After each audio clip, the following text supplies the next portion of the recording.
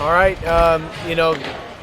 not as easy of a game as the final score looked. It was felt a whole lot closer to that. 0-0 going into the middle innings. It's a good club over there. They can really hit. So to be able to put zeros on the board is really a testament to how we pitched tonight. McGovern got us off to a good start, and I thought BJ Bailey was really a storyline tonight, facing 17 hitters and putting zeros up through the middle innings, finally allowing our offense to separate, get the big 3-run home run by JJ, but BJ being able to eat, over 4 innings, 4 2/3 or whatever it ended up being through the middle was massive, and then everybody picking each other up. BJ stranded some inherited runners, which was huge, and then Dvorsky comes in, pitched really well, unlucky with 2 swing and bunt hits, but then Titsworth comes in and strands the bases loaded for him.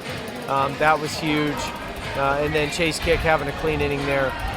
So the pitching was awesome. And then obviously the 4 spot in the 9th with the 3 homers to cap it off. Really just give us some more breathing room.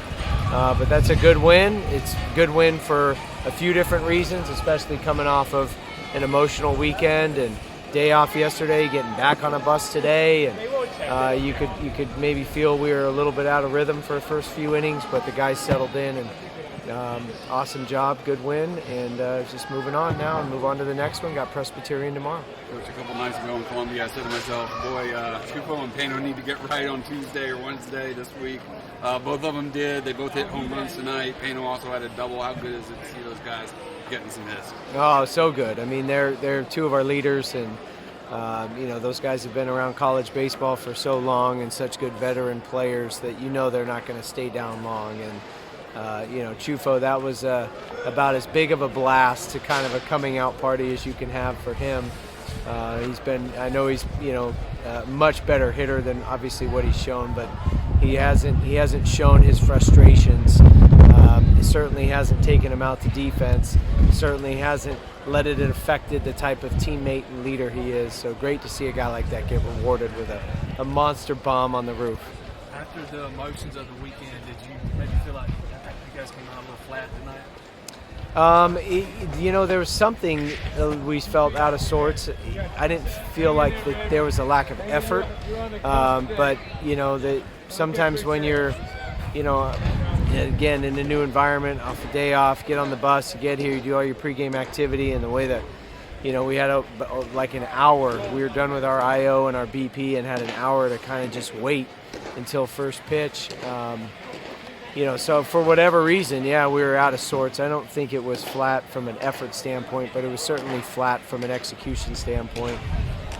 Didn't have the best at-bats the first time through the order, and even the second time until Priest got us going the second time through, and we went single, double, homer to put us on the board in the 5th. But we were a little bit out of sorts for sure, but that's one of the good things about this team is they're going to figure it out. It was very similar to this past weekend where, it took us a few innings to get going, and once we did, we busted out in a good way. What is it about the 9th inning for this offense, man? Just seems like every game, the 9th inning, Hennessy, you get a shot of Brian here. But he never gets in the shots. This guy does the best job of any SID in the country, and he told me that we've only batted 4 times. Only had 4 9th innings, right? Where we batted. But have put up a lot of runs in those 9th innings. So, sometimes at home you don't get the 9th inning, but our guys have done a good job in the 9th inning so far this year. And whether it's a road team that's separating or a home team that needs to make a comeback or to try to win the game, being a run-scoring offense in the 9th inning is like a fourth quarter football team that holds its opponents down defensively and scores a bunch of points offensively. So we'll take it. We're certainly not going to give any of those runs back. You mentioned Bailey doing a great job in relief tonight. How about Titsworth? He came in. He got the save here on Saturday against the Gamecocks. The game comes in the 8th, bases loaded, 2 outs, gets the strikeout. Your first shutout of the season. It was huge. Yeah, I mean that was the game right there, and we were deciding whether to leave Dvorsky in because he was pitching really well. There was nothing. He was in total control. I mean, they had 2 swinging bunts, and once the 2-out walk, it just felt like, Coach Bellinger said Drew Titsworth is one of our, premier high leverage guys. We got to go to him, and I agreed. And luckily Drew came in and just was able to locate that fastball, and against a good hitter too, a guy who had already got us a couple of times earlier in the night. What was the explanation for this to be in the late stretch? Yeah, so no real good explanation. I don't have anything earth-shattering. He'll be in there tomorrow, but he has been an incredible table setter for us, and hard to ride a lineup without him. But we've got guys on this team that need opportunities, and so Jack Crichton hasn't got the opportunities yet that he deserves, and so needed to get Jack in there, and we gotta keep these guys going somehow, some way, and but Dom's healthy and good and ready to go, and was an awesome teammate. Stood up here tonight, cheered his teammates on the whole time, and totally selfless and wanting to get other guys in there too. So we got a few guys we got to get in there a little bit more, and somehow figure out how to stabilize the lineup when we need to, or not, or we just keep rotating guys in. I don't really know just yet, but I like the options and the depth that we have. That's for sure. You got an updated timeline on when you might get Michael Gillum back? Should be soon.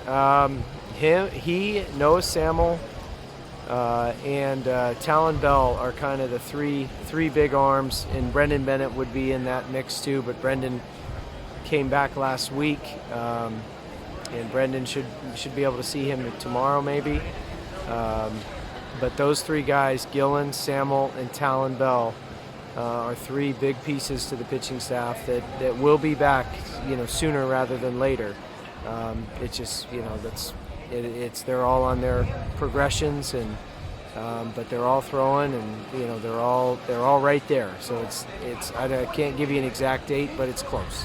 We'll have to wrap it there.